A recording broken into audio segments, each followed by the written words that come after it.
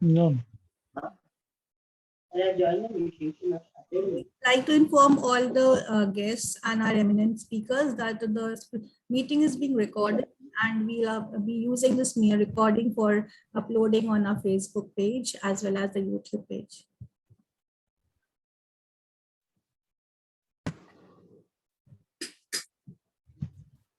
So good evening, everyone. Hope we are all keeping safe in this pandemic. And as we all join this unique virtual platform to witness a very spectacular debate with some very eminent guests and speakers who have joined us today to grace this event with their charisma and experience.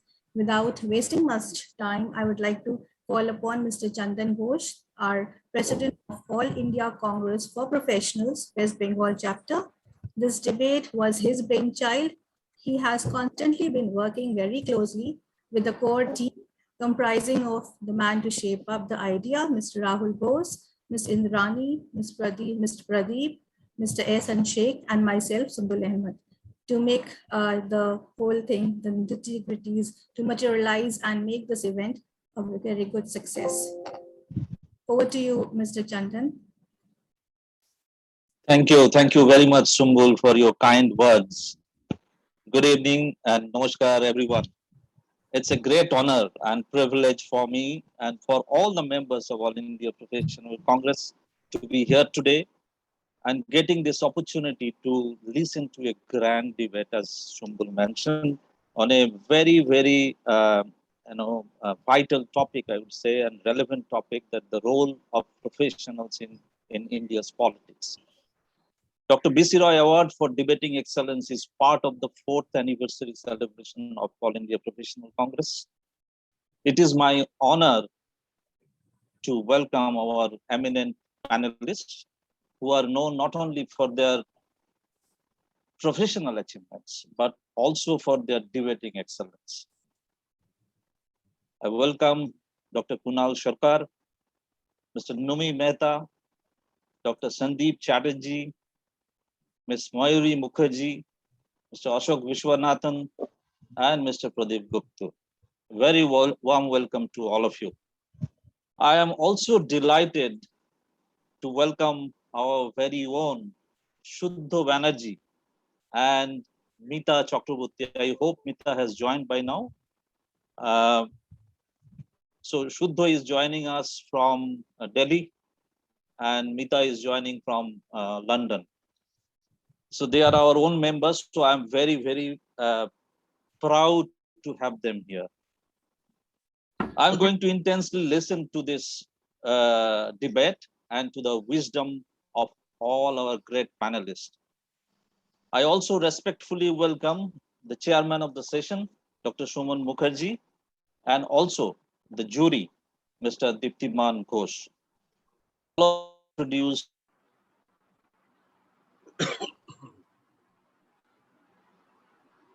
representatives of media houses here, present here, and I welcome all our members and the guests who have come spend their time to join us.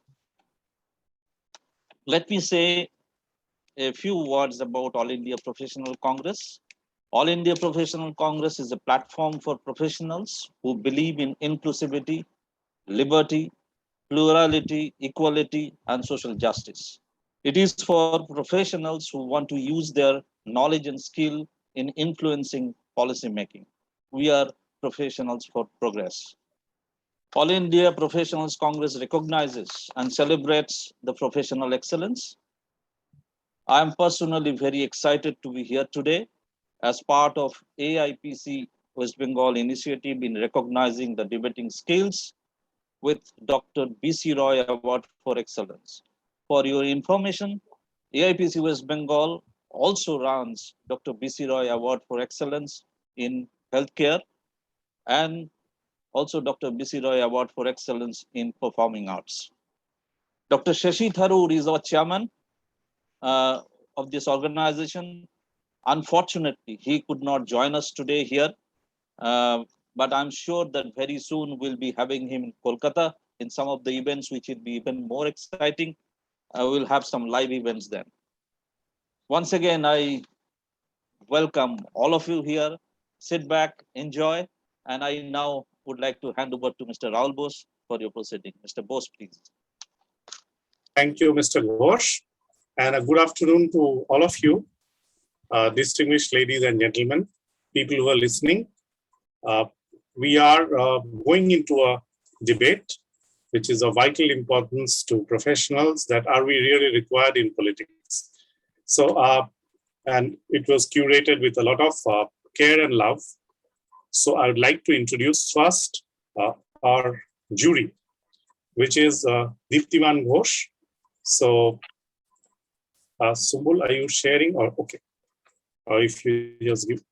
So yeah, you can see his, I'll not read out, but I have known this person as a presidential, a formidable personality who is from Presidency College and has invested in life in business, in politics, comes from a rich lineage of a political family and is widely traveled, has a worldview and divides his time between New Delhi and Calcutta. He's our very own, at present the Vice President of West Bengal Pradesh Congress and a trustee of the Vidhan Chandra Roy Memorial Trust. So I keep it short because sometimes introductions can be very long. So Mr. Deeptiman Ghosh, would you like to say hello to all of us? Yes. Welcome to all the panelists. Some are known to me personally, very closely, and some I know through their reputation, which is a shining reputation. And I have attended many debates in my life from college days, etc.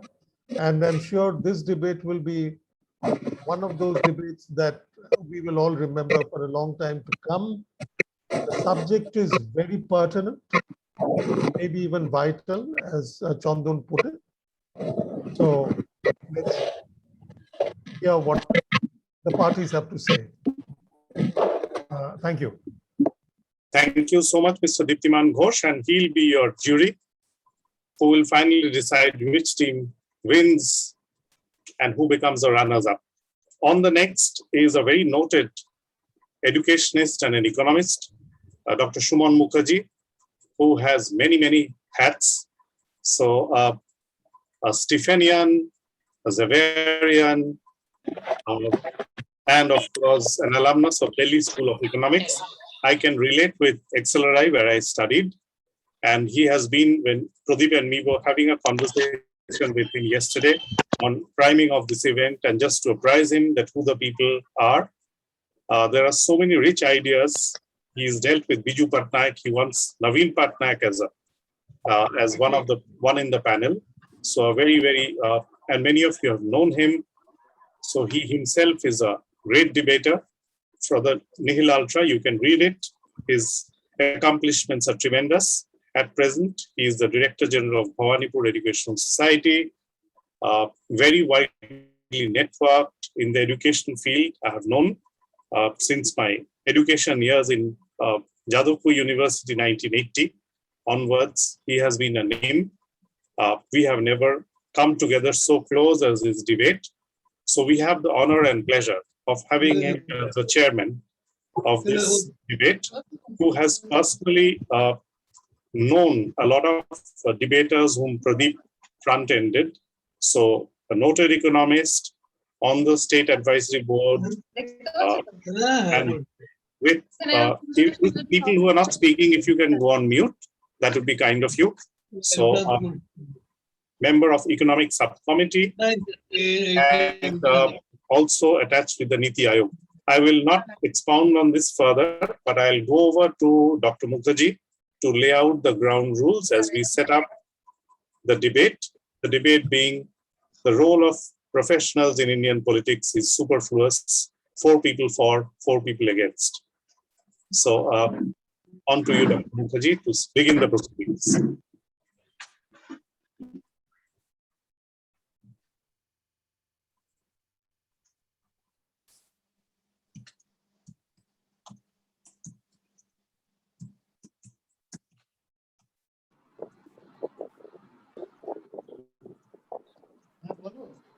Doc, you're on mute.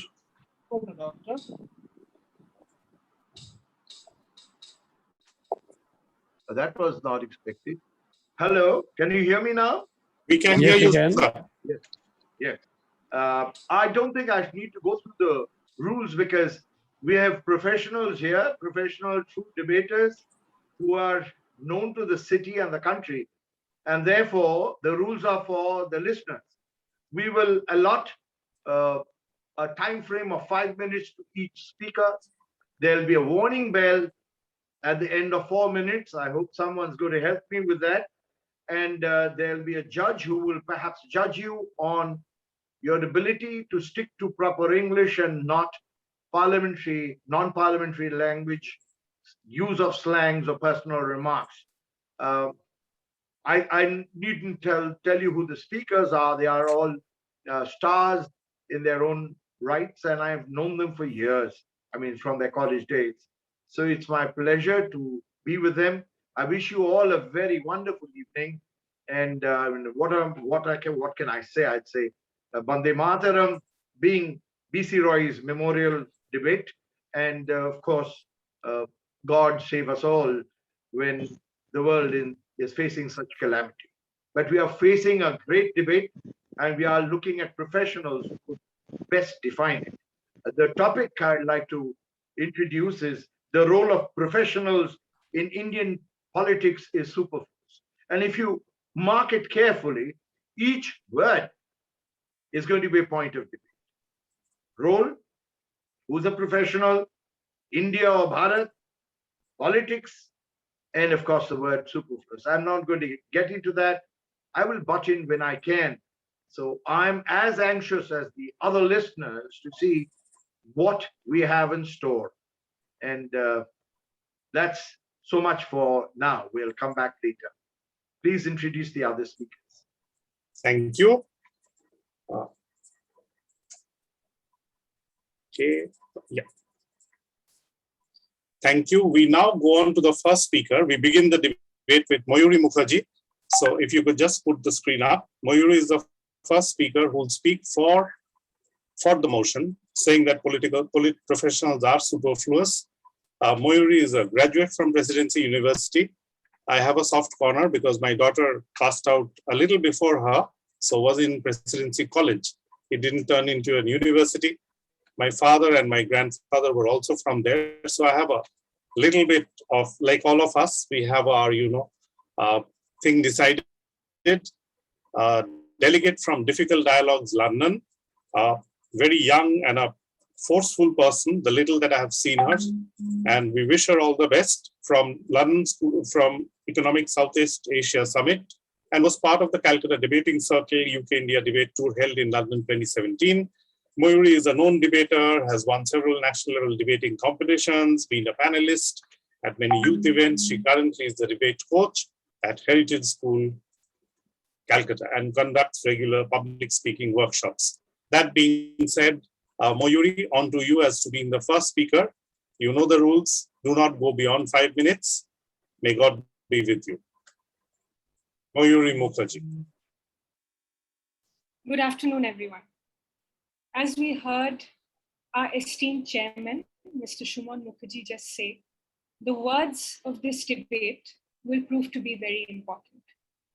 As is customary with debating tradition, being the first speaker, I must introduce certain words of this debate. However, I would like to focus on one word in particular, this word politics. For me, politics can be broken down into two words, poly meaning many, and ticks meaning blood-sucking insects. I believe my stance on this should be clear to you now. Politics is dirty business. If you are a professional who wants to enter politics, you have to let go of your professionalism before you step into this field. If you want to marry into politics, you must divorce your professionalism. How do I prove this point today? Take a look at our Union Health Minister. He was a doctor and he was entrusted with taking care of India's most disastrous second wave. Not only did he have to forego every professional and medical definition of the word comorbidity to justify how many deaths this country was going through. He had to do all of it to toe a political line. When you are a professional, you cannot coexist with the demands of politics. Politicians play by no rules. In politics, everything goes. The role of professionals in politics is superfluous exactly because of this reason. Because professionals are part of a very proper system. They know what things are demanded of them. They know how things should work. They know what rules to follow. When they're suddenly thrust into this field of politics, they don't know what to do. And they only fall prey to the whims and fancies that the world of politics brings about. That's my first point today. However, even if you disagree, and if you say that politics is not dirty business, let's get into then what a politician is. A politician is someone with charisma. The reason we don't call politics a profession but a vocation is because politicians feel as if politics is a calling. Professionals have vertical knowledge. They don't have the horizontal knowledge a politician needs, the ability to organize, the ability to mobilize, the ability to motivate.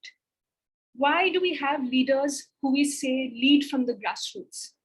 A Mamata Banerjee, a Lalu Prasad Yadav, no matter which side of the spectrum you're on, these politicians are politicians which make the most effect, are the ones who are the most authentic. A professional is out of place in a situation like this. They don't know and they do not have the calling to be a politician. This is, of course, if you don't agree that politics is dirty business. However, even then, I'm very happy today to be here and invited by the All India Professional Congress. Something I noticed, and this is just an observation with no conclusion, professional starts with pro and Congress starts with con. I just thought that's an interesting thing to highlight to our esteemed gathering today. If you look at the ideals of the All India Professional Congress put up on their website, which I was going through today, they say that the objectives of the organization are to become activists and for community building. These are the two big ones that you can see right below that picture of Mr. Shashi Tharoor. My question is, do you have to be a professional to bring about this political and social change? For community building and for activism, who's doing it in the country today? The students are out on the street and they're not professionals. The farmers are out on the street and they're not professionals. You can still bring this change that you want to bring without being a professional in politics. In fact, if you do enter politics, your sense of this activism will be warped. You will have to fit into that political mold. You cannot change the political system by being within the political system, because the political system undermines your professionalism at every step because it has a bigger political agenda. These are all the reasons why it is absolutely superfluous for professionals to be in politics today. What are our professionals doing? We have our professionals building the Ramakrishna Mission. We have our professionals building vaccines. Politicians, please leave our professionals to do the good work we know that they are capable of doing. In fact, who is to say that politicians are not professionals? Can one not argue today that politicians are professional smooth talkers? Politicians are professionals who promise to build bridges when there are no rivers? Perhaps they are professionals of a different kind, but they are certainly not the professionals we mean when we say that professionals indeed do not have a role in politics today. Thank you. Thank you, Mayuri. Sumbul, on to you for the speaker in the opposition.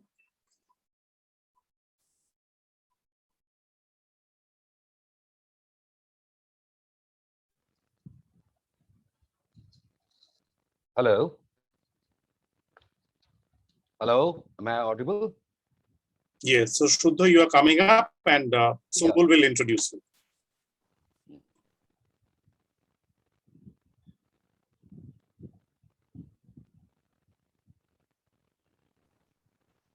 Sumbul is muted. Sorry. In our list, we have Mr. Shuddho Banerjee. Is he coming to speak now? Mr. Shuddho Banerjee? Yes, Shuddho Banerjee will begin in the, please introduce Shuddho Banerjee. Mr. Shuddho Banerjee is an ex-journalist, development communication professional, ad film director, a script writer, and a public speaker. Mr. Shuddho Banerjee, the floor is yours.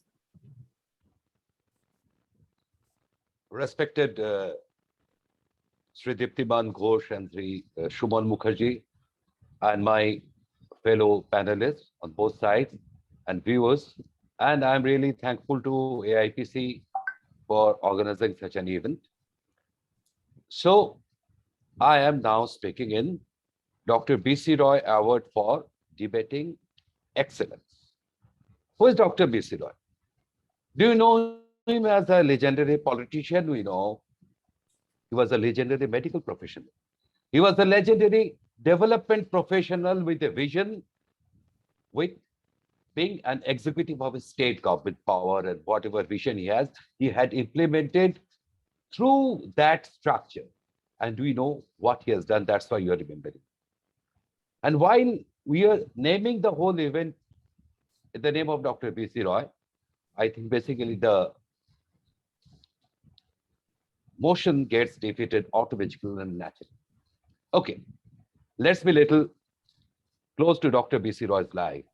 When Dr. B.C. Roy entered politics, definitely that was a very difficult time, but he could do his job because there was a politician beside him looking after the political pushes, pulls, and different kind of things. That is Mr. Otullo Ghosh. His birthday is today. I pay respect to him as well. Now, if I go behind in our ancient age, you will see that Kautilya wrote Arthashastra. Chanakya wrote Chanakya Niti on diplomacy and statesmanship. Even Vatsayana wrote a book on individual grooming, basically which harped on liberal values and gender equality. So if we go like that, we'll see that from the time immemorial in India, in other parts of the country, the professionals, the domain experts of certain subjects definitely helped and reshaped the contemporary polity and the development of the country and its people. Even if I come little later, Mahatma Gandhi is first of all a barrister. He was a barrister. He fought legal fight against apartheid for equal rights in South Africa. Then, guided by Mr. Gopal Krishna Gokhale, and after touring India for a year, he understood what India is and what people want and what are their problems. And then in 1915, Madan Mohan Malaviya gave him a stage in PHU. So that was the facilitation of a professional in a political party. Even besides Mahatma Gandhi, Tayabji, Muhammad Ali Jinnah, later Siya Das, and there is scores of professionals who have really shaped the country's first political party, Indian National Congress's policy, and later on the development policy post 1935. If I take up name of Jawaharlal Nehru and Subhash Chandra Bose, they have contributed. So after 51, when under these 5-year plans, we saw the development, nation building and development came to the fore. We see that different luminaries from different fields were involved in the government, and their opinion were really valued, and political process and political policies and public administration were followed to implement that goal.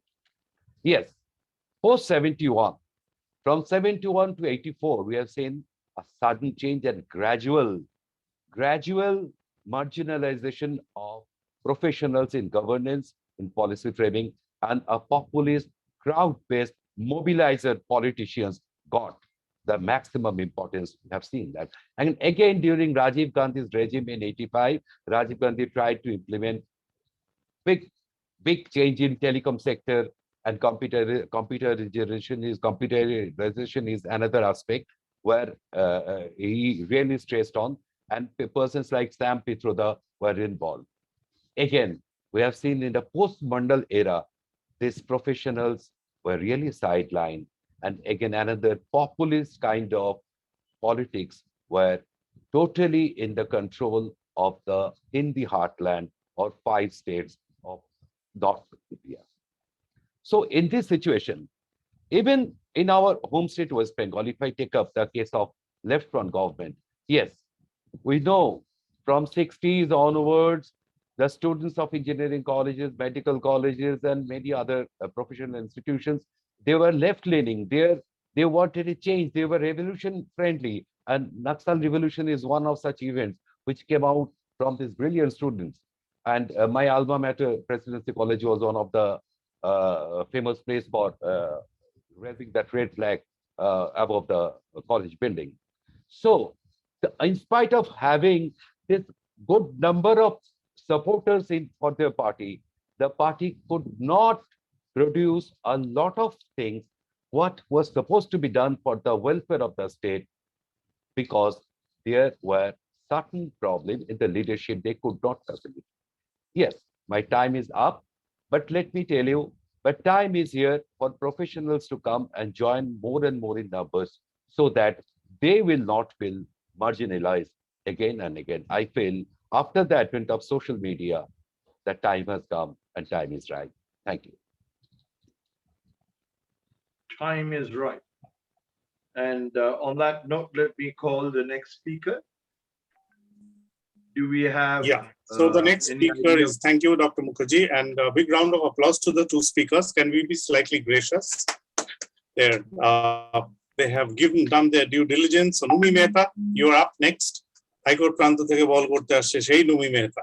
Okay, like this say. So one is the High Court end and one is the Maidan end. Like this, totally Eden Garden. So Numi Mehta has been one of the most, one of the personalities whom I loved on this style on Zoom. So Numi and Mayuri came in for the briefing call. So he's the chairman of Selvel One Group, brings with him more than 40 years of experience. He's a chartered accountant by mistake. Okay, I remember one joke, Numi. My boss in IBM used to say that once upon a time I was a chartered accountant. Now I'm a shattered accountant. So you may want to use that later. His dynamic approach and passion for innovation, outdoor advertising. He is a person who has a fall for the wild. I'll keep it short. Vice President of World Out of Home Organization, a very, very interesting personality, chairman of the Indoor Outdoor Advertising, has worked with people like Sunil Gavaskar and Sam Balsara, and has a love for life and sports in the Indian Rugby Calcutta CCFC, where he's a regular with Pradeep and the Bengal Hockey Association. So Numi, all the best to you with Victoria Memorial blessing you. You will speak for the motion. Your time starts now. Mr. Chairman, sir, respected member of the jury, the House believes that the role of the professional in Indian politics is, I repeat, is superfluous. My worthy opponent, Mr. Shuddha Banerjee, commented a lot about was. I would like to comment about is, what is happening today. It is my belief that the role of the professional today is completely superfluous. In the world of jumlas, half-truths, fake news, name-calling, and khela hobe, in a world of revenge politics, misuse and abuse of the institutions of democracy, the crushing of dissent in a country that is deeply polarized in every possible dimension, caste, creed, color, physical appearance, dress, and even food habits. What need is there of a professional? If you're looking at professionals, look at the bureaucracy. They're professionals. They're shuffled like a pack of cards, the unwanted one being discarded like jokers flipped over the shoulder.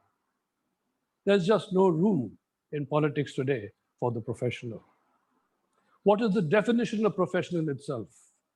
It is characterized or conforming to the technical or ethical standards of a profession, exhibiting a courteous, conscientious, and generally business-like manner in the workplace. Can anybody relate any of these qualities to the politics of today?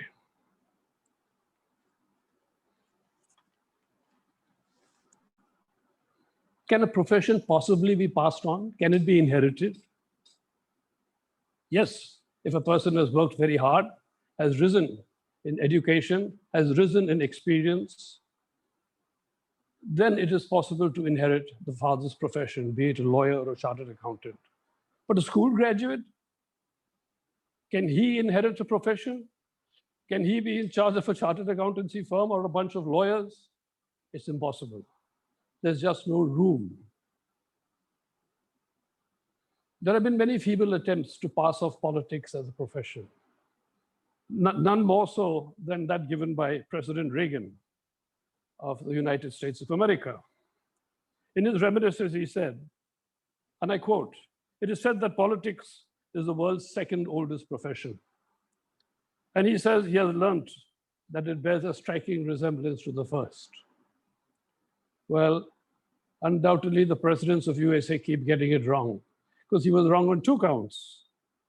The first is that the second profession in the world, after the first established itself, its salacious abandon, was obviously advertising and not politics. And besides that, in India, the first is all but declared illegal. My friends, a profession is one where a professional's primary activity is for earning a livelihood. Primary activity is for earning a livelihood. Democracy calls for service. Unfortunately, it is not just service, it is who they serve that is now in question. Our system of election depends on money and muscle, not overtly, but covertly, not openly. There is a limit given to the politicians, a limit of some 77 lakhs for a candidate of the Lok Sabha and a limit of 30.8 lakhs for the assembly.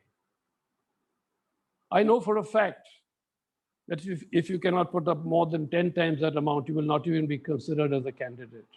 This is because parties have expenses of helicopters, expenses to festoons, banners, these massive organizations, these massive crowds which they gather. These are very expensive. What role can a professional possibly play? In fact, what role can any decent person play in this, where he is forced to invest money, whether his or somebody else's, and then return the same with handsome interest over a period of 5 years? It is self-defeating in itself. And those who are professional politicians, well, they realize that they are only politicians as long as they occupy the chair. They will do whatever is necessary to occupy that chair. They will use any means, fair or foul, and that is not what a professional does. And if in the process the pillars of democracy are weakened, well, so be it. You see, politics has its own call to action, its own logic which they follow, a logic that is completely different from the logic supplied by science, from the logic that is supplied by economics, and that causes for terrible decisions. Decisions which are taken, which are against the commonsensical advice of economists. But these are decisions taken out of political necessity, not professional. There is no room for a professional in this world. In conclusion, may I say that the last two houses of parliament were well conducted, which is to say they were conducted in the well. Slogan shouting, parliamentary paper confetti, and you want a professional to join, what is he possibly going to contribute in that well? Ladies and gentlemen, I rest my case. There's just no room for a professional in politics. Thank you, Numi. Dr. Mukherjee, your comments, and then we go on to call Meeta. Yeah, basically hinted on houseful, no room for professionals, and it's more a world of advertisement rather than doing. So if he's looking for doers, I think we can proceed on that. Thank you, Dr. Mukherjee.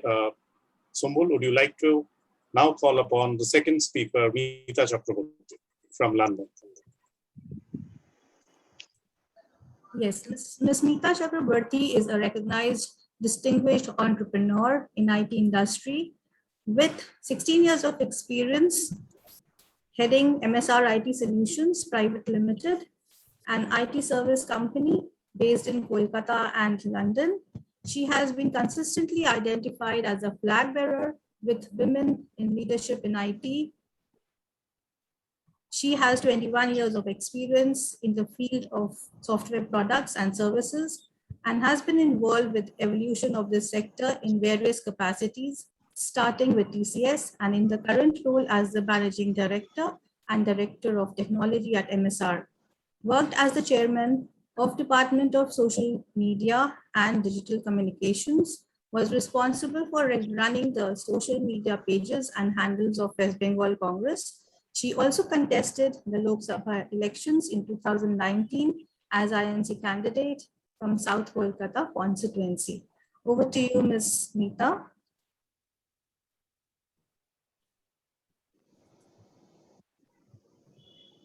Good afternoon, everyone. Respected chairman, members of the jury, very big good afternoon to all the members who are listening. Am I audible? Yes, you are. Okay, all right. Now, I have been listening very patiently to some of the other debaters, and they have been making some very important points. As we all know, there's a popular saying that politics happens to be the second oldest profession in this world. And yet a profession that was supposed to be a noble profession, a profession where the main owners and the main focus was supposed to be governance and nation building and giving a service, mind you, giving a service to the nation, has now been disgraced because of the behavior of a section of politicians. I will not say all politicians, but a section of politicians, and because of their greed and their lust for power and for money and for fame. Now, politics was always meant to be a professional choice, but nowadays it is often perceived as a business proposition, where a person comes in to make an investment in electoral politics. And once they're elected, they look at means of getting a return on their investment so that they can justify their cost.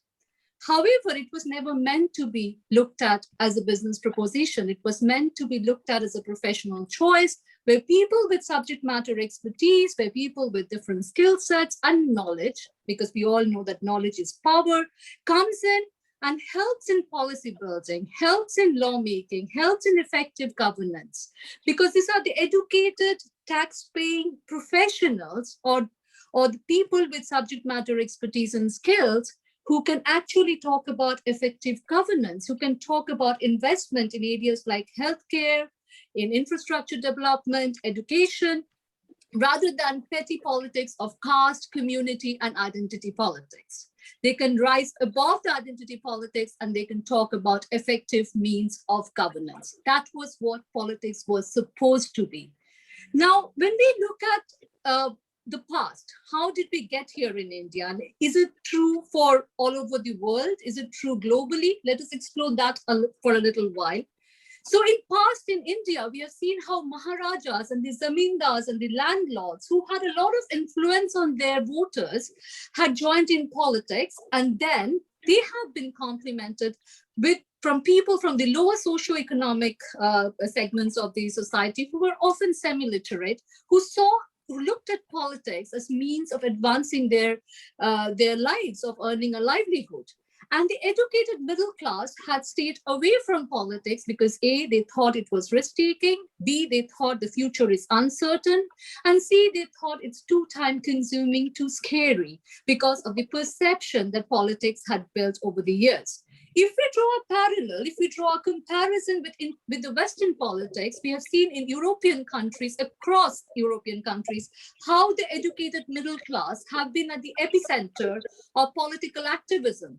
We have seen how they have set up the political agenda and the political narrative in different countries. If you look at the US, we have seen in recent past, almost 16 of the nominees for the top position, for the American presidential position, had been ex-students from either Harvard or Yale University, and they had all been professionals, and they had all been successful in politics. However, in India, we often see that the middle class are shying away from politics. It's almost like saying that we need a clean house, but we don't want to be bothered to clean the house. We need to have a clean system, but we don't want to join the political process, because even before giving it a try, even before attempting to clean the process, we are saying we are too weak, we don't have enough resources, and we are trying to find a reason to not clean the process. Today in industry, we see that we are moving more towards a skill-based approach. In different industrial verticals, we see that there is a growing requirement of mapping skill sets and people talent sets with job requirements. Now, when we come to politics and we expect our political leaders to understand the growing, changing requirements of our industry, of our economy, don't you think that a professional with subject matter expertise, with skills in this area, are better suited to understand the growing and the changing and the evolving needs of our industrial verticals, and are in a better position to give effective governance to address those growing needs and growing change? When we say that a cricketing board should be headed by an ex-cricketer who has the subject matter knowledge, because knowledge is key, when we say a health ministry should be headed by a doctor because he has a subject matter expertise, then why and how are we asking the professionals to stay away from the political process? We also have seen as how educated professionals, how people with knowledge can actually cut across political barriers. Often they're respected. Someone like Dr. Shashi Tharoor, someone like Dr. Manmohan Singh, Arvind Kejriwal, who happens to be an ex-student of IIT, Dr. Manmohan Singh, who was an economist and did a fantastic job in liberalizing Indian economy as a finance minister, and then went on with that work as a prime minister of our nation. As how they are respected by people across the political spectrum. So you can be a BJP supporter, or you can be a left-wing supporter or right-wing supporter. I get your point, sir. But we see as how they're respected across the spectrum. Just another quick point. It is this educated professionals who can connect with youth. A growing concern is that the youth have decided to stay away from the political process. They do not even come out in large numbers to vote. We need more participation from the youth, and it is this educated professionals who can bring in the change and can connect with today's youth and inspire them. Finally, the quality of a democracy depends on the quality of politicians participating in that democratic setup, sir. And I firmly believe that we need to raise the bar. We need to raise the standards of today's politician, and just by staying away is not going to solve the problem. We need to join in and clean the process and raise the bar and build a nation where people can look up to their politicians and do not find reasons to just accept and just bear with whatever is available. We need to give them more options. People want educated professionals as their leaders. Thank you very much. Right. This team really came after the time was off, but the points made were very pertinent. It's become a business proposition, and using cricket, collecting dust behind the wicket, a lot of gossip. She talks about competence, but most certainly she says, let's raise the bar.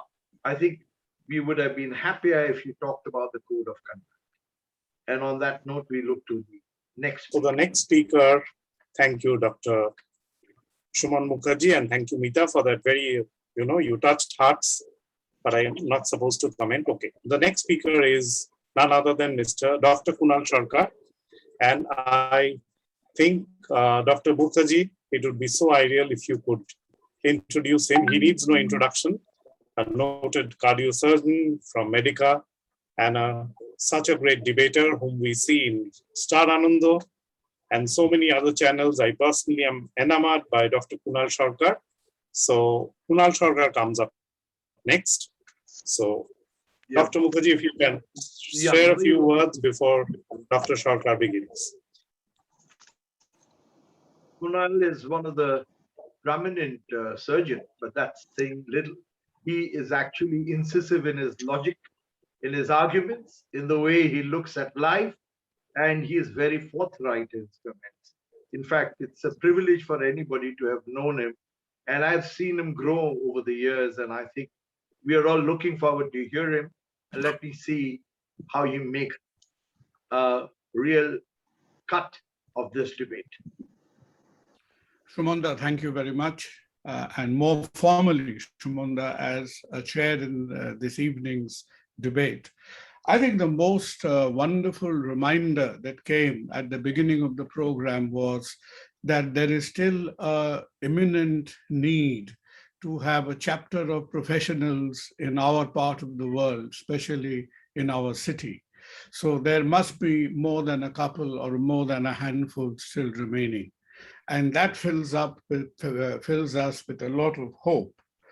I think much of the time will be spent in my 4 minutes allocated to refer to the series. I'm not referring to Jyoti Basu, I'm referring to the series of historical blunders that has been done by the preceding couple of speakers. First of all, you have named this debate eponymously with Dr. B.C. Roy, right? And the leader of the first speaker of the opposition opened up by saying, referring to Dr. B.C. Roy, who sort of straddled on the side of professional and political power. Dr. B.C. Roy, for all his brilliance as a physician, was one of the most compromised politicians that Bengal had ever had the opportunity of seeing in its as a political functionary. It is under Dr. B.C. Roy that Bengal lost about 50% of its income tax dues, that freight equalization came on. The entire refugee crisis was ignored by Pandit Nehru because Pandit Nehru manipulated and appointed Dr. B.C. Roy, who was a relatively minor power center in the then Indian National Congress, the Bengal lobby, to succeed. The first Chief Minister of Bengal, Prafulla Chandra Ghosh, who was completely edged out because of parochial rivalry. So, ladies and gentlemen, from the veneered view of history that you have, if you delve into the depths of reality, life is very, very different. Some of the other examples that was given was even more baffling. You mentioned Chittaranjan Das. C.R. Das, when he dies in 1925, actually is almost frustrated because his thesis, and later on the thesis of Subhash Chandra Bose, of Hindu-Muslim equanimity and the Hindu-Muslim joint approach to the Indian freedom project were absolutely collapsing in front of their eyes. From Chittaranjan Das, I think one of the speakers mentioned Mahatma Gandhi, who was a barrister, who later espoused the domain of politics. Mahatma Gandhi felt it necessary in September of 1921, not just to give up his profession, but give up the clothes associated with the profession and wear a chadar and a loincloth, because he gave up the slightest pretension you would have to have as a professional in order to completely project himself as a non-professional political icon. He was one of the first marketing successes in terms of visual perception that India ever had. So Mahatma Gandhi is a very wrong example to give. I think Madam Chakraborty just mentioned our Prime Minister Manmohan Singh. She perhaps forgets the incident when Rahul Gandhi stands up in complete diffidence to the Prime Minister and tears up the ordinance that Manmohan Singh had actually devised in order to sanitize the ethics and accountability of politics. So not only are the fundamental logic that the opposition is forwarding today based upon, look, today's debate is not about that the professionals may have a necessity, that the professionals are probably qualified. But this afternoon's debate is fairly and squarely based on the fact that given the current, the real world, the real politic that prevails in the world today, there is no room at all for the professionals to express themselves in any meaningful way. The project of India, the project of Constitution of India has somewhere diverted. One of the leader of the opposition selected a date as 1971. You know, that may or may not be true. That remains to be debated later on. But Madam Chakraborty, you know, your frustration with populism in the setting up the true governance of a country is nothing new. It is, you know, you're sitting in London, you are aware of the fact that the two roommates from Harrow and Eton had really gnawed at one another like cannibals, and both of them failed to come to the political project that they had won endorsed in. So it is our supposition from this side of the floor that professionals do have in their place in the world, but the real world is very different from the ideal world. And it is 3,000 years from now that another professional philosopher by the name of Socrates, when he refused to bow down to the venom that populism brings to nationhood, he was offered a cup of hemlock and he collapsed into his death within half an hour of consuming that cup of hemlock. But for this afternoon, a cup of coffee would suffice. Thank you very much. Thank you, Dr. Sarkar. As always, Dr. Kunal Sarkar is a treat to hear, and we would have loved to have you for one more hour, but we are time boxed. So on to our moderator, on to our chairman, Dr. Shumon Mukherjee, with your permission, sir, if you can call upon Pradeep Gupta.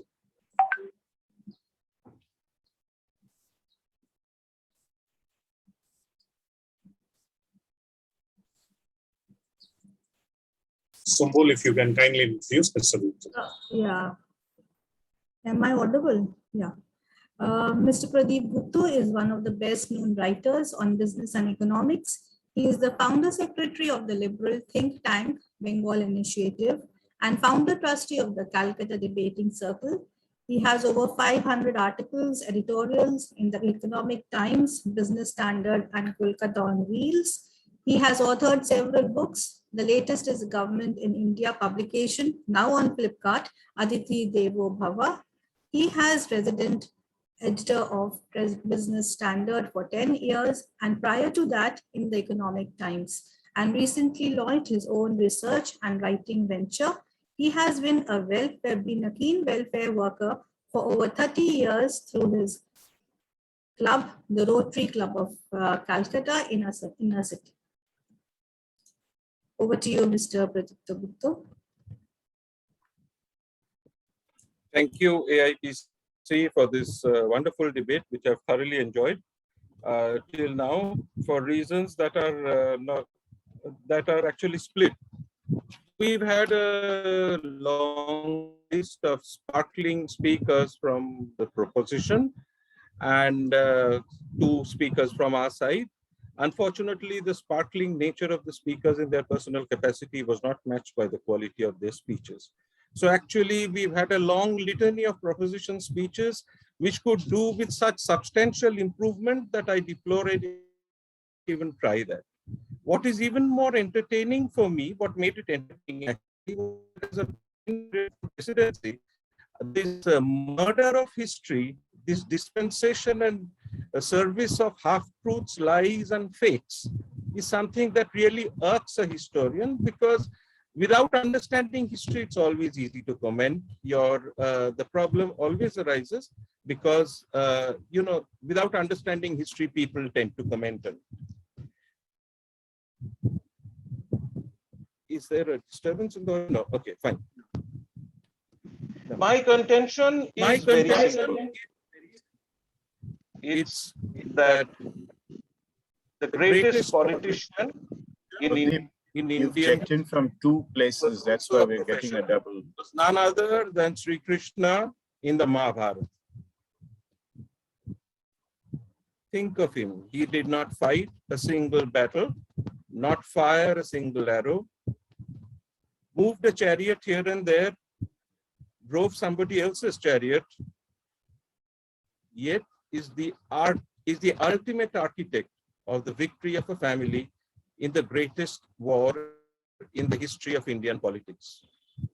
It may have taken place on the battlefield of Panipat, but the point is, he was the professional that made the difference. That is exactly our point. And this is the point that the proposition has completely missed. My contention, our contention from this side is that, yeah, I can understand that the voice is echoing. I'm just wondering why that is happening. Because you're checked in from two instruments. You need to No. The other device is what? No, it's still showing. So you need to log out of the other one. Yeah. Okay. Let me do that. Yeah. Okay. So it's very clear from our side that the induction of professionals into politics has delivered incredible benefits. What are these benefits?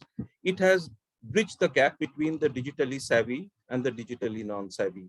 It has democratized the nature of politics. It has created leaders from the underprivileged social classes in Indian society and converted them into pan-Indian figures. Had it not been for these professionals in the field of law and medicine and agriculture and in business, this democratization of politics would not have happened. They've made politics more interesting. Our professionals have made politics aspirational and accessible to the youth of today's India. As I said, I will not delve into history too much, but you have to remember also that when a professional enters politics, the one thing he retains is his necessity to be accountable once he is either out of politics or is in the losing side of politics. A professional politician has no such compulsion, but a professional who is in politics has this compulsion. This is why professionals have enriched politics. They are not superfluous. They are core to the improvement of the political culture that we see in India today. Look at Jagan Reddy and his Padyatra.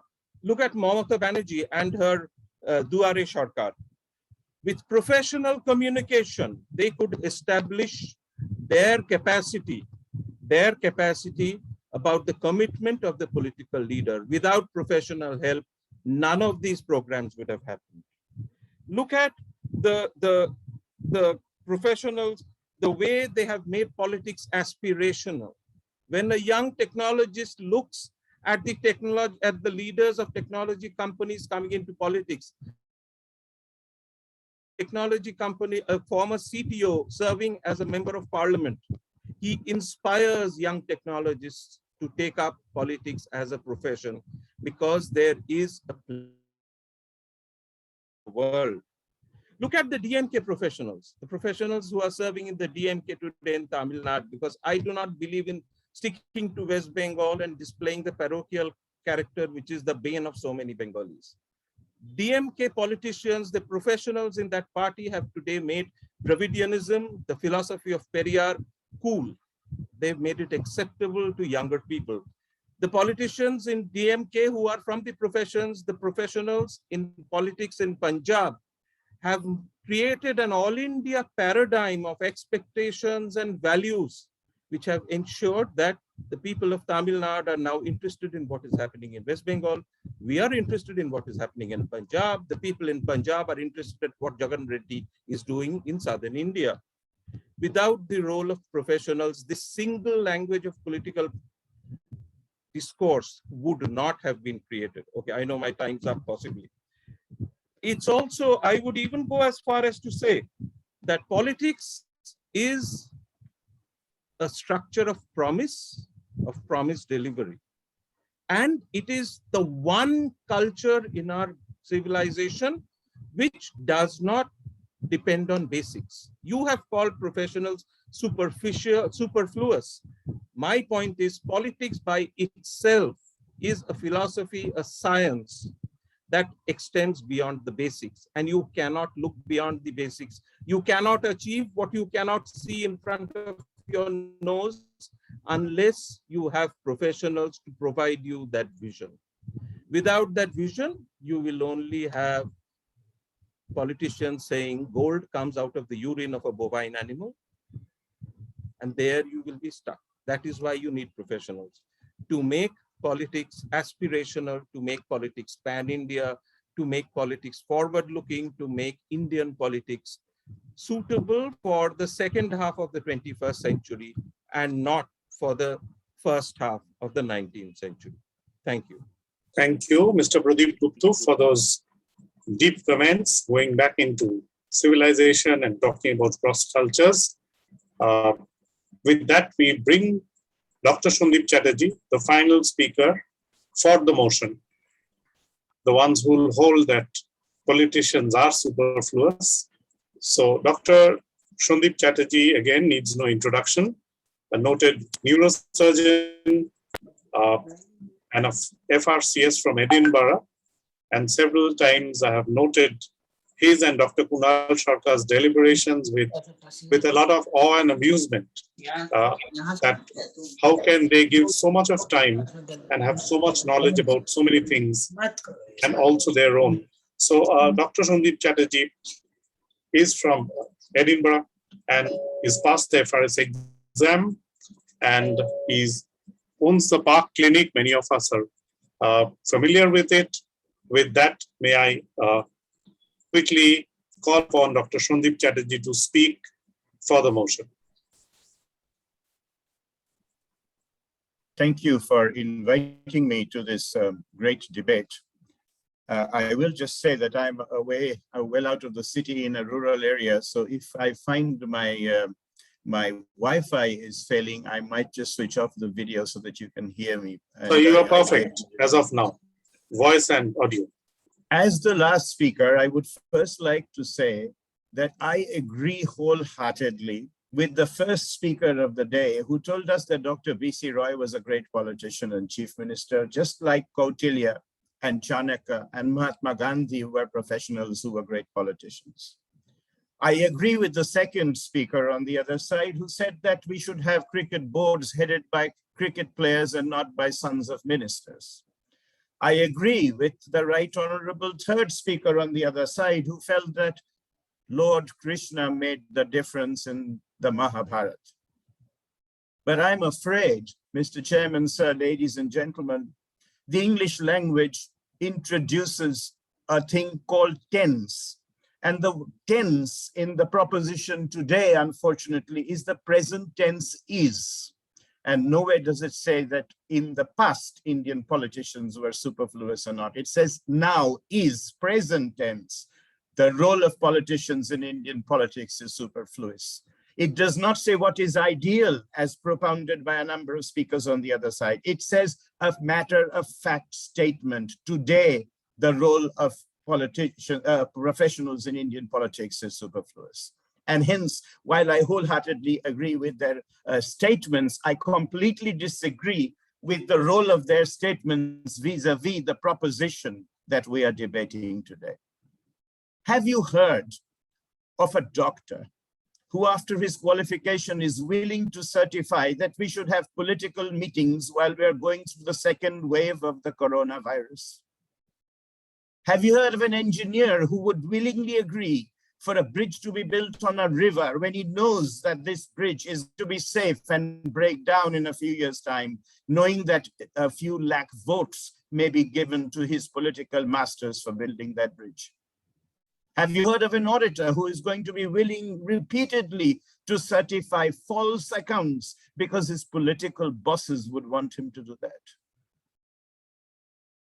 I have not even heard of a law minister recently who is a lawyer of repute or not, and no health minister, for your information, in the current scenario has survived his full term in office either, if he's a doctor. Has it ever made you wonder why? Then we are repeatedly telling you that the role of professionals in Indian politics today is superfluous. Mr. Chairman, sir, ladies and gentlemen, it is our contention from this side that there are two types of professionals who join politics. Those that are at the top of the ladder, who have achieved fame, distinction in their profession, who are wooed by their political masters to join their political party so they can provide a photo opportunity for their political pursuits. These political leaders can be shown next to famous lawyers, doctors, singers, film actors, directors. This is a photo opportunity. But soon, this marriage of convenience breaks up, because for a professional who's reached the top of the ladder, the last thing he can do is compromise on his professional principles for his political pursuits. And hence, these professionals have absolutely no role in Indian politics. The other group of professionals who join politics are those that are at the bottom rung of the ladder, struggling to get even to the first rung of the ladder. And these professionals, by joining politics, by prostrating themselves at the feet of their political masters, gain a foothold on their profession, because their knowledge of their profession can be written on the back of a minibus ticket and they wouldn't ever succeed in their profession. So they now get to head medical councils, bar councils, chartered accountant societies, engineering offices, not by virtue of their knowledge, by virtue of their political connections with the powers that are. And these professionals have no knowledge of their profession anyway, are completely walked over by their political masters, and they have to do what their political masters tell them to do. So as professionals, they are superfluous as well. And this, unfortunately, is the reality. The only two types of professionals that therefore join Indian politics are those that are at the top, who join this because they like that blue light on their car for a short period before they realize they can't compromise their principles for politics. And those that join politics because that's the only way they can survive and exert their authority over their profession, because they are close to powers. And hence, Mr. Chairman, sir, it is our contention on this side of the floor to wrap up. In a country where education is an embarrassment, a disqualification, or even an epitaph in the political scenario, and knowledge is a noose with which you can be hung, in a country where majority of politicians have struggled to pass class 10 or 12 examinations, professionals are completely superfluous. Thank you very much. Thank you very much, Dr. Sandeep Chatterjee, for that powerful eloquence and wonderful listening to for all of us here in you. And may I now call upon Sumbul to introduce the final and the last speaker, the formidable speaker, Ashok Vishwanathan. Sumbul, on to you. Yes, Mr. Ashok Vishwanathan, a Film and Television Institute of India, Pune graduate, is a 3-time national winner, filmmaker, and an international award winner. He has been the chairman of National Film Awards jury twice, a non-feature film section, and also a member of the governing council of SRFTI. He has the distinction of having 5 films directed by him included in the Indian Panorama sections of the International Film Festival of India.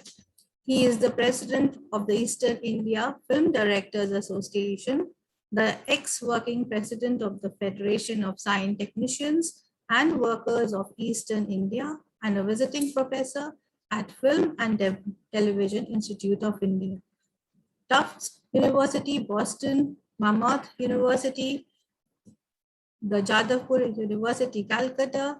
He was the HOD at Satyajit Ray Film and Television Institute. As we can see, there's a long list. Some films directed by him, which was widely shown in India and abroad, with screenings in New Jersey, Boston, Philadelphia, were Shunya Theke Shuru, Kichu Sanglap, Kichu Pralap, Swapnir Shondhe, Shondhane, and Onno Shapno, and Beti Krumi. So, thank you so much. We always remember Professor Vishwanathan whenever we talk of Ashok. So welcome Ashok Vishwanathan to the debate, and may you begin. Thank you, Rahul, so much. Mr. Chairman, sir, honorable member of the jury, ladies and gentlemen, I think today's debate is an extremely significant debate, but the debate is at one point only. The proposition has insisted that politics as it exists today is something undesirable. The first speaker said it was a dirty place, many ticks sucking blood. The other speakers have all repeatedly said that in the present scenario, it is either corrupt or full of people who are incompetent, full of people who would like to be seen with other people, full of people who would use politics as the last refuge of the scoundrel. In doing so, except for the last speaker for the motion, Dr. Shundeep Chatterjee, they have glorified the professionals and have said that the professionals have no place in politics because it is so unclean. It was only the last speaker who said that there can be imbeciles among professionals too, and we have ample examples of them. You know, I'm reminded of that famous veterinary surgeon who was asked by his society to write an essay on indigestion in donkeys because he was straying from veterinary work into politics. So he did write the essay, and he said, well, let us look at what causes indigestion. Indigestion happens when a particle of food, which is swallowed, goes down the esophagus, and it faces some kind of an obstruction. And he wanted to look at it from the point of view of the particle, which says, give me liberty or give me death. And he went on to expound on liberty and death. So we have professionals of all kinds. We have vampires, they say, who are actually aspiring actors because they want to get their teeth into meaty parts. We have doctors who would announce that the patient who has completely lost his left side is all right. They would have lawyers who are good because they know the law, and there are lawyers who are great because they know the judge. So there are all kinds of people.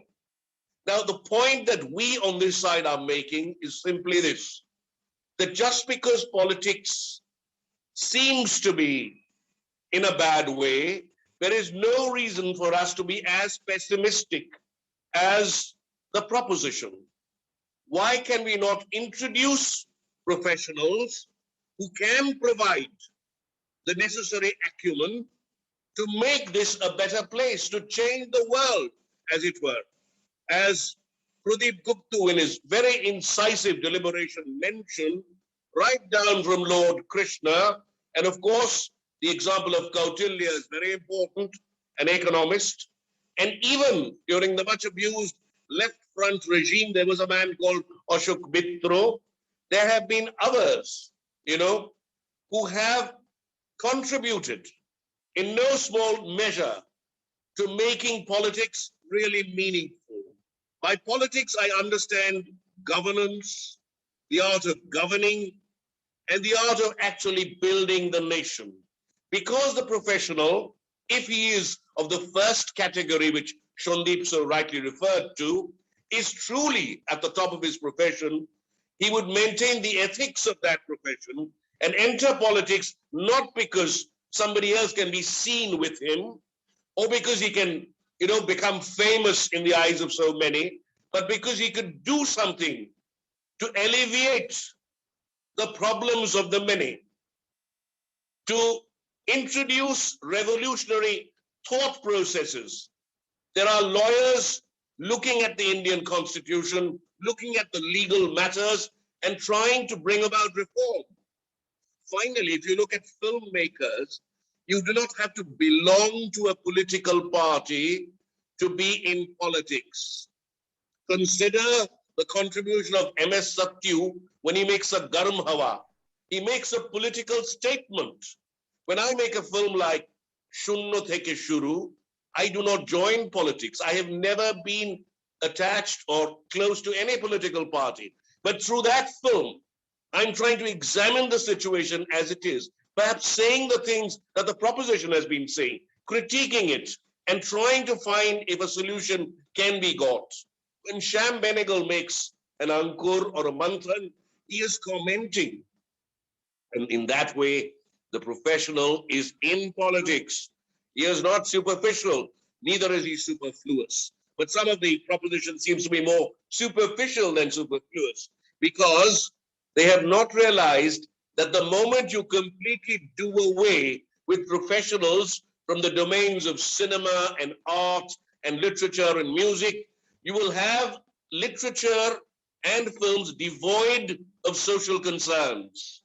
It is important that these social concerns be highlighted. And that is why I feel that the professionals have a very important role to play in Indian politics, particularly as it exists today. Thank you very much. Thank you so much, Ashok Vishwanathan, for that very powerful and eloquent pitch, which can even move a stone, leave alone me. So it was a great session listening to the 8 eminent panelists. So we have come to the end of one phase of the activity. And with this, may I hand it to Dr. Shuman Mukherjee, our chairman, to speak a few words. And thereafter, we'll go in for the rebuttal rounds to be led by the leader, Kunal Sarkar and Shuddha Banerjee, respectively, but not before the chairman has spoken. I think I'd rather speak after they've done the rebuttal, because then I'll sum up on what was not said and what I thought could have been added in the debate. So that is to expand. If debate is to reduce, debate is to expand. And I'm still looking for certain things which perhaps the sum up will include. Thank you, sir. So are we ready for the rebuttal rounds? So Dr. Kunal Sarkar, if you are ready, or if you want time, we can give you a 5-minute break to sort of jostle up and get your thoughts. And thereafter, Shuddha has the last rebuttal. So that is, yeah. If I may suggest, it is generally the proposition which summarizes last. That's right. Yeah. That's right. Opposition will sum up first, and proposition will come up last to have the final say. So let's have Shuddha Banerjee, please. Thank you. Basically, the first thing I had to say, the proposition is intensely changed about the tenets of the whole debate. And many of them has, told us that we are living in the past. The present is full of dirty business, and there should be a divorce between professionals and the politics, and many other silly comments I have witnessed. But one thing, let me make it very clear, what Shuman, Mr. Mukherjee gave a very strong hint, that is between a difference between India and Bharat. And I gave the instance of Mahatma Gandhi's travel throughout India for a year, just to make a point that professionals, what do they think that the world should be like this, and there should be some privilege, there should be some smooth working. That is not the case. That is not the reality. And what there is no doubt. Is there any professional who can say that his office or his business is totally a very honeymoon kind of atmosphere they face? There is no intra-party, there is no intra-office rivalry, there is no ideological conflict. Is there any world in professional world? I don't think so. But still, while the professionals think that they should have some kind of privilege, I think that they should get rid of that, because professionals are the guiding lights. They are privileged since their birth because they are able to get a proper education, proper training, and so they can contribute to the upliftment for the whole mass, because this is a system which is for the people, by the people, and of the people. I am mentioning Mr. Mehta. Mr. Mehta was quite, making kind of comparison, because if a politician's son can inherit politics, but can a professional son? But let me tell you, sir, even there is a kind of son politician getting inheritance from his father, it's not sure that he or she will be successful. He or she has to perform before the people. Yes, they have to satisfy their own votary. They have to satisfy their own supporters, and they have to work for their people. And yes, that cannot always be done in the AC rooms. Yes, I took name of Mr. Atulya Ghosh because I am again pointing out and I'm stressing that the political parties should facilitate the professionals. Otherwise, they will not be able to work. I am taking instance of Dr. Harshvardhana, what Ms. Mukherjee took name. Dr. Harshvardhana has become a failure under this regime. But again, this Dr. Harshvardhan was a very successful health minister of Delhi under BJP Chief Minister Madan Lal Khurana. I am taking name of Dr. C.P. Thakur, who was health minister in Atal Bihari Vajpayee's government. They are the names. I can take name of Dr. Ashok Walia, who was a doctor and was health minister for 10 long years under Sheila Dikshit government. And he really started this 100-bed government hospital facility, which are locality based, so that the big hospitals get lesser number of burden. So this is the contribution of professionals, especially after globalization, under the World Bank directives. There are many expert groups. Who are these experts? They're professionals only. They're professionals only.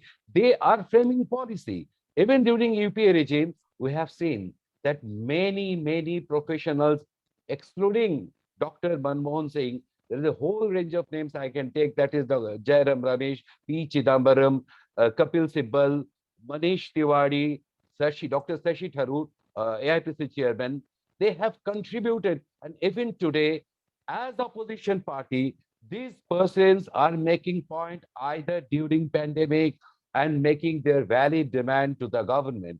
So professionals are making contributions, and they're very powerful and they're very much acceptable to their parties. So how can proposition be blind about this? I just can't imagine. Yes, sir. Let me remind you, politics is not about only blue lights. And let me tell you that what you think, in fact, Dr. Sarkar was mentioning about Gandhi's shedding of his professional dress. That is the success of a professional, not the weakness.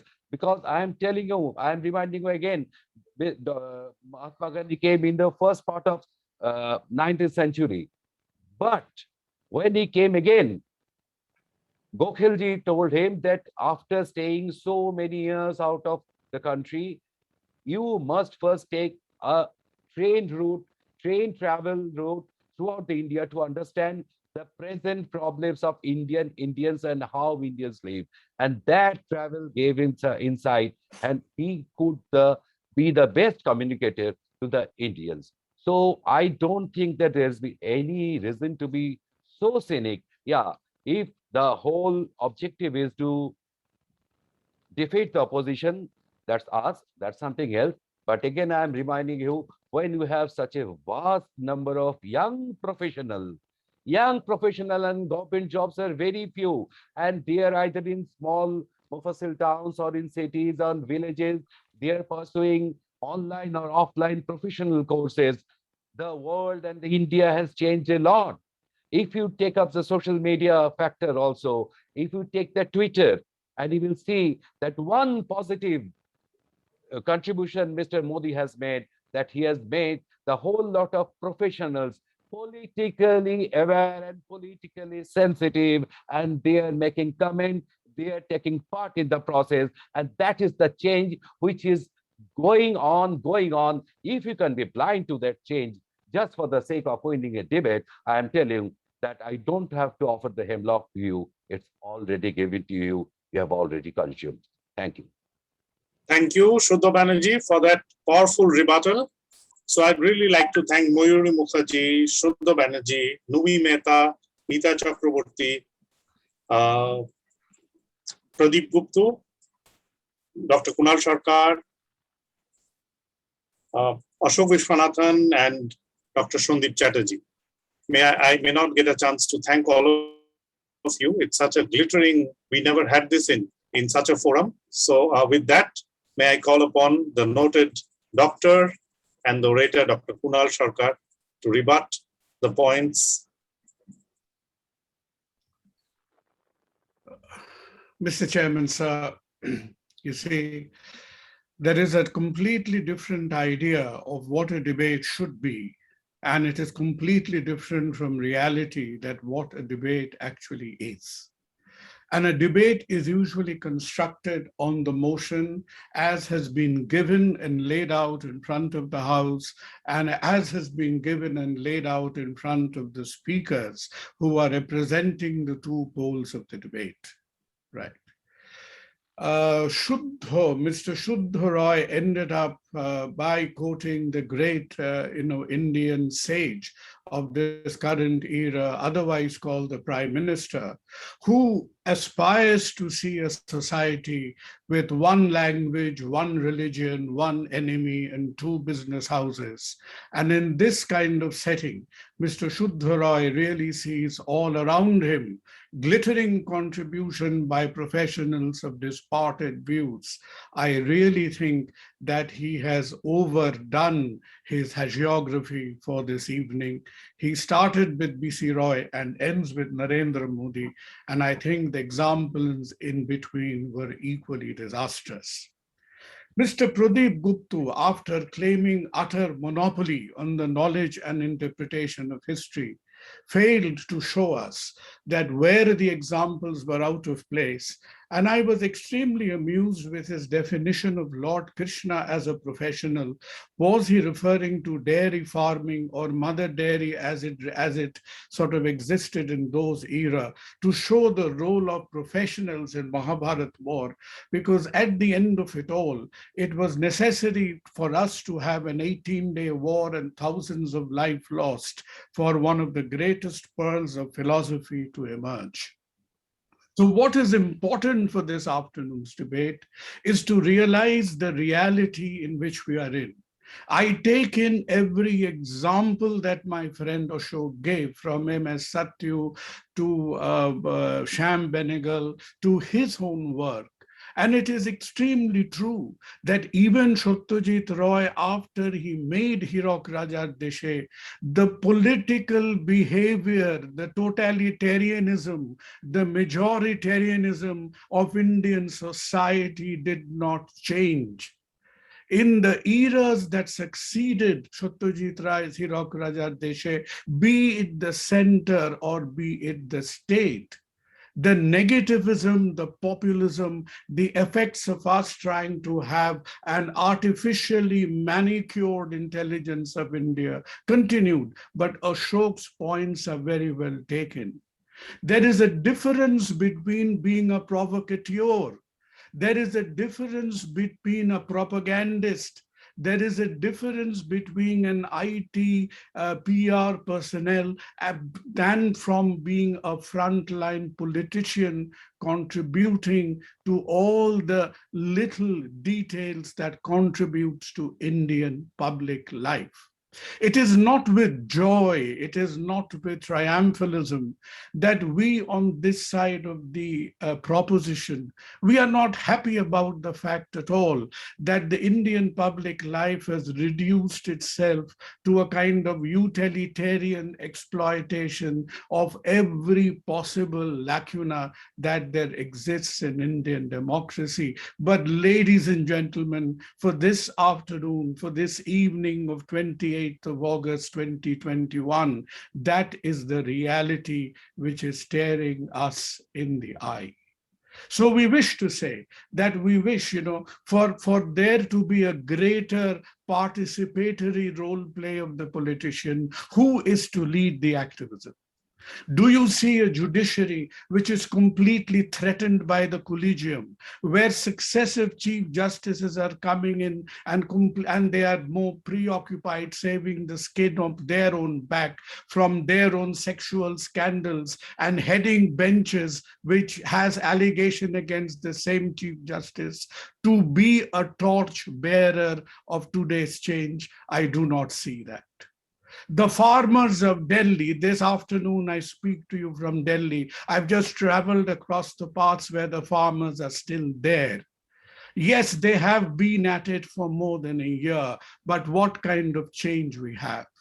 And before I end this afternoon, we all, after 4 crores people have been infected, after 5 lakh lives have been officially lost, Mr. Shuddha Banerjee and company, India still cries out for the one professional it longs to see, and that is a qualified epidemiologist leading our COVID campaign. We have not seen that yet.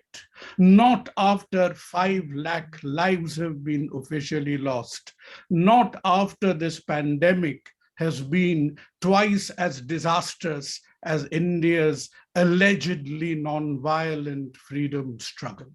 Even that has not tickled the conscience of this country to have a qualified, professionally acknowledged public health person at the head of India's pandemic campaign.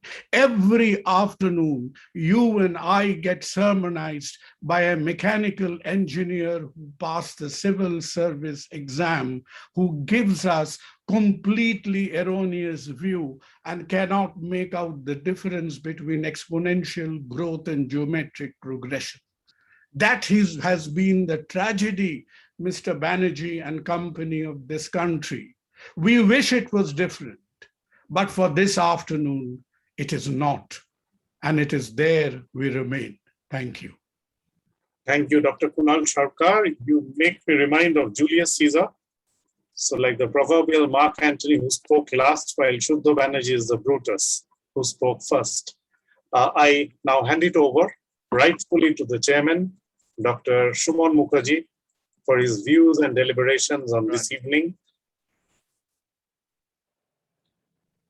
Since there is a judgment on which is the better team done by a judge, I am not going to speak about who spoke how well. That I'll perhaps say at the end of the decision, after the judgment has been given onto which side has won. I will, however, speak on what I found was great about this debate, and I think it's one of the most stimulating debates I've heard after a long time. There's no doubt about it.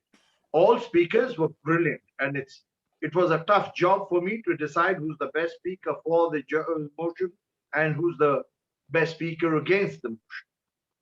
So, as a chairman, what are the points that I thought could have been dwelled into and were overseen?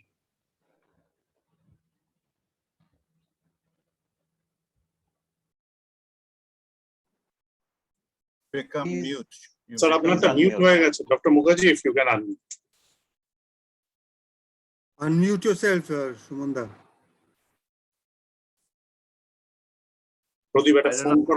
Am I audible now? Yeah, now you are. Please continue.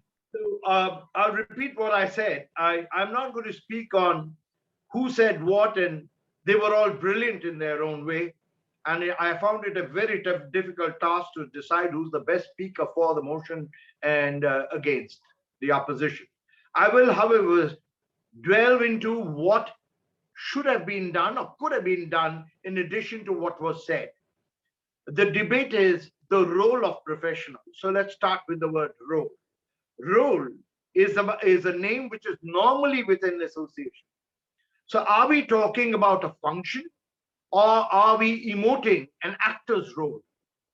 And I dare say that in today's politics, we have a lot of people feigning and acting a role and not really believing, not realizing it, not even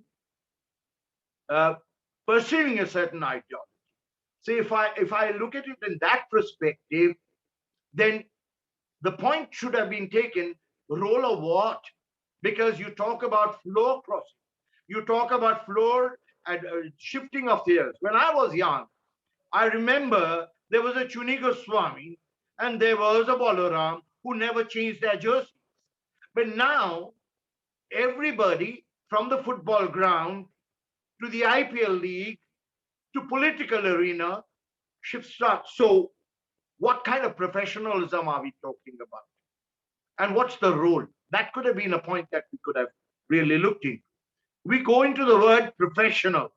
Now, professionals, people have been, I sort of hinted on that. the code of conduct. It's not about skill.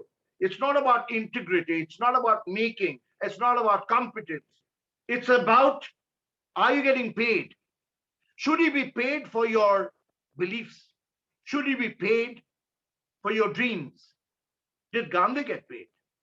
Did Netaji get paid?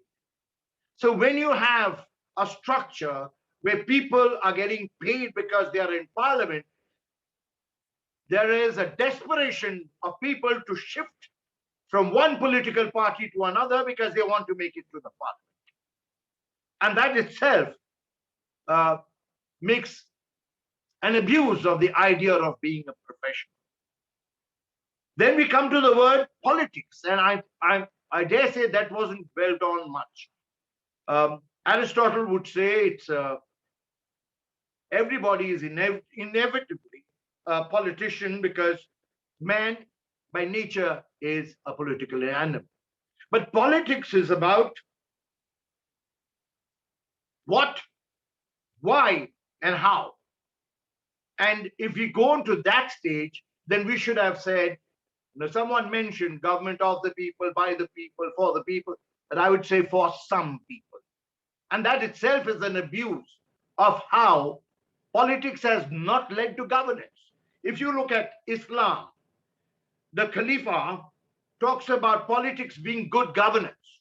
We had an example today about the Gita from Gupta, and that is about, unless you have action merged with wisdom, which is the job of a professional, you cannot have a Sri, Buddhi, and Dhruboniti, which is wisdom and wealth.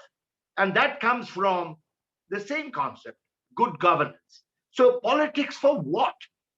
And the last word, I did like the temporal dimension being touched on by Dr. Shondeep Chatterjee, because he did say, we are not talking about the past, but we are talking about the present. So is was touched on. But when you're looking at, yes, Indian and Bharat, we did touch on Bharat through Pradeep Gupta. And the last word was a very important word, which you didn't sort of delve into, and that is superfluous. Now, to quote Shakespeare, surfeit and sicken so that it can never die, or it dies. Superfluous means in excess of. So it already recognizes the need for it. But superfluous is more like a Xanaston. Is it in excess or is it irrelevant? And it negates its own concept. So if you're looking at a Xanas concept, a contronym, then superfluous should have been touched on. That word, what does it mean? And if I choose on this, I thought the speakers would have, as a team, picked up on these words.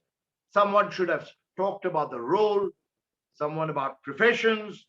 Yes, there was, I think, Moyuri, who talked about politics, but not enough to go into the elements of who gets what, why, and how. I think that's the whole story about politics. If any community is trying to impress its values on the other, that's politics. And that is what we should be talking about in today's debate. As a debate, I think it was thrilling. It was wonderful. There's no point that was not covered, from history to the predicament that we face today, to what we look into the future.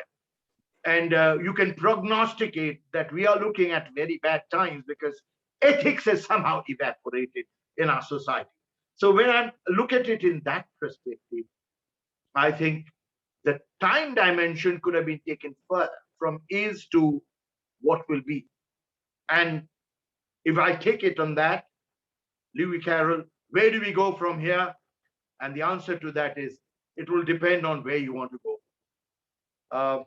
My compliments to the organizers for organizing this wonderful debate. I always love this word called debate. This is the sense of democracy. That's why we live, because it's a question of arguing, and that itself is political, for and against. But let's continue to debate, because that's the only way civilization will survive. And now I turn to the judge to give his judgment, and I will wind it up by saying who I thought is the best speaker for and who I thought is the best speaker against.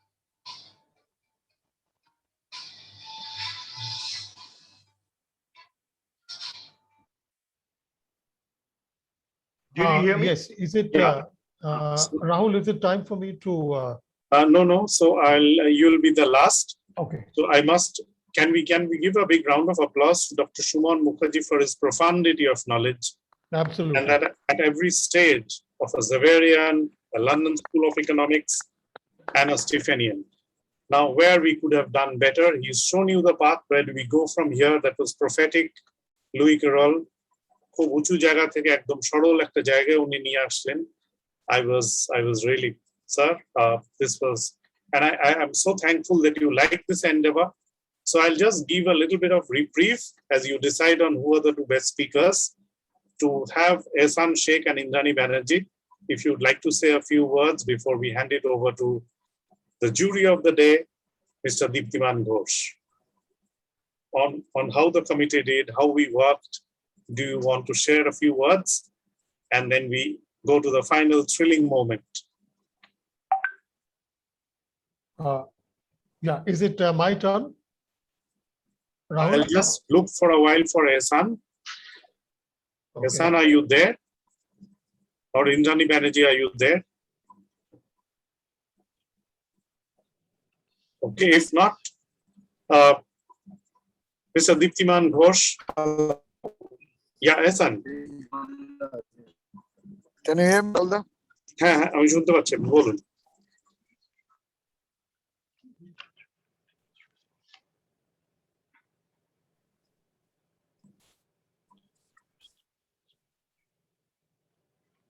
So Ehsan was part of this core committee.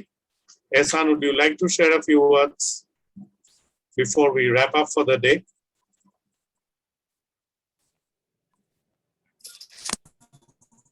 Yeah, organizing such an event was a great honor with so many eminent speakers, and it was really thrilling. And what would I say? Learned a lot from these speakers, and let's see what the judges have to say. Thank you so much, Ehsan, for being a partner in crime with me and Pradeep and Sumbul and Indrani and Mr. Chandan Ghosh in this journey. Now, for the final moment you have been waiting for, I think, needless to say, such crime should be committed more often. Mr. Deeptiman Ghosh, sir, onto you, onto your final deliberations and the declaration of the winning team and the runners-up. I don't have to repeat what Shumon Mukherjee said. He has practically covered the whole thing, what some of the speakers didn't say. Every speaker was brilliant, made their points forcefully, and it is really difficult for one person, for me, to make a judgment as to whether it went for the motion or against the motion. It's really on the weighing scale, it is like this. But having said that, I will say this: to the common person reading the newspaper or opening the television set, it seems, and I myself feel it sometimes, that professionals do not have any place in today's politics. It seems that way. However, today, as we speak, major political parties on the political scene take the help of professionals. You do not see them on the TV screen, or their names do not appear in the newspaper. But there is something called the back end. And in that back end, there are very active people who are helping to shape policy. And unfortunately, there is always a thing called one-upmanship. Even if there is a good policy by the government of the day, whether it is UPA or NDA, we always oppose it. But the good policies which are laid out, the professionals have a big role to play than before. I have been an observer of very active politics. My grandfather was a member of parliament. My father was a minister and an ambassador. And I've been close to the ruling party of the day from a young age. But professionals always came forward and were chosen by political parties in earlier times to become ministers, were given tickets. But these days, winning has become the main thing. Who can win the election? And I have seen time and again when there has been a ticket distribution for the ruling party of the day. And today, many regional parties have become the ruling party of the day. The question arises, can he win? And winnability becomes all. That is unfortunate. And that is why winnability, because, well, partly muscle power, and from muscle power to money power, a better person loses out on getting the ticket. And somebody who can, through muscle power, can win that seat comes into play. That is the unfortunate part.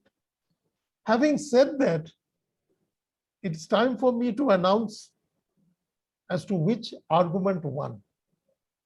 And being an optimist, or please don't think that the other side was bad. But being an optimist, I have to say that the motion, I forget which was for or against. Professionals do have a place in politics. And by politics, I mean politics in India. They'll have more and more place in politics as it becomes a game of, through the pandemic, we have perforce become a digitized India. That has been an effect of this pandemic. And they will have a place and they'll go on having a better place. So that motion is carried, that professionals have a place in Indian politics. Thank you all. Thank you all. Thank you, sir, for your judgment. If you're not speaking, if you can go on mute. Thank you so much. So we take the winners as the one who are against the motion, who are saying that politics is indeed required in Indian politics. We are not superfluous. So cheers to the team which were against, as has been the judgment. I now hand it over to Dr. Shumon Mukherjee to declare the best speakers of the day, and thereafter Pradeep Gotakutta to bring it to a close. Dr. Mukherjee. Yes, I held on to this comment, but I find that in today's debate, I thought the most talked about person should have been PK, who has been hired by the local party here and who's perhaps the most sought after professional in the country. So how can we have ignored the role of PK in today's debate? That should have come in, but that's an observation I just kept back. Now, purely in terms of not the rhetoric, the emotion, the style, I think Numi was very good, but if I look at it as a debating point, the point that was taken and smashed because he brought in that logic, having accepted every point of the opposition, and I thought best speaker for the motion would have been Dr. Shondeep Chatterjee. And I'm not surprised, although I was delighted to hear Meeta Chakraborty for the first time, and I thought she has it in her, but only the steam came rather late. It's like the timer in the DRS. Yesterday, Joe Root called for the DRS after the time was off. She actually came to her own after the whole speech.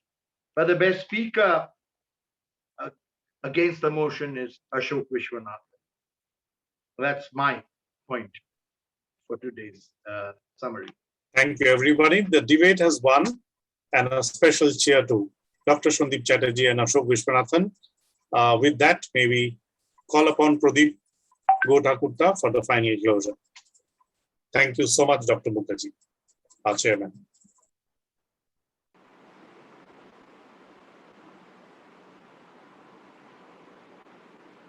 Sudeep, please unmute yourself.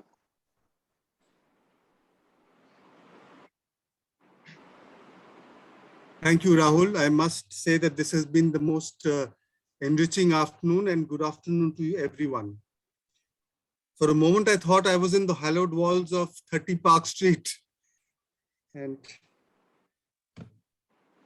the quality of this debate has been par excellence, and it's not a debate. It's not about winning and losing. It's about being heard. On a lighter side, I would like everybody to join me in wishing Kunal Sarkar a very happy birthday. It's his birthday today. Oh, happy birthday, Happy Kunal. birthday to you, Dr. Sarkar. Happy birthday, Kunal. Happy birthday to you. Happy birthday, Dr. Sarkar. Happy birthday, Dr. Sarkar. Happy birthday, Dr. Sarkar. Happy birthday, Dr. Now I will formally close. Happy this birthday, debate. Dr. Sarkar. Okay, and I will not take long. Before I do this, I'd like to thank each and every one of you for pledging your time. Mr. Chairman, sir, speakers, adjudicator, press, team AIPC, under the convenership of Rahul Bose, thank you all for making this a meaningful event. On behalf of AIPC, we promise that we will have such events in the future, and we will reach out to you again and again. Thank you, everyone.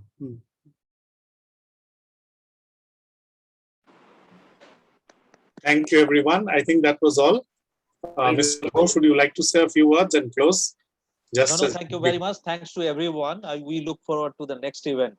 I think we will make it even bigger. Thank you very much. Thank you all. Have a nice weekend. Thank you, everyone. Thanks. Bye-bye. Bye-bye. Bye. Thank you, AIPC.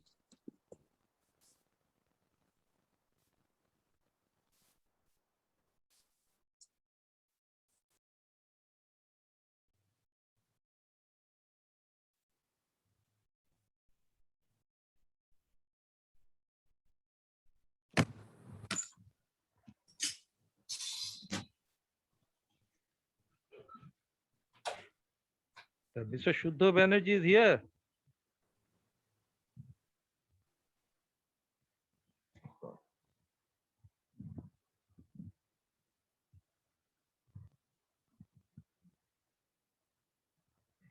হ্যাঁ কি বলছো বলো কি এসে গেছে গো এসে গেছে কি বলছো হ্যাঁ গো শুনতে পাচ্ছ না এখান থেকে এই শুনতে পাচ্ছ আমি কি বলছি ওখান থেকে শুনতে পাচ্ছ শুনতে পাচ্ছ বাহ ভেরি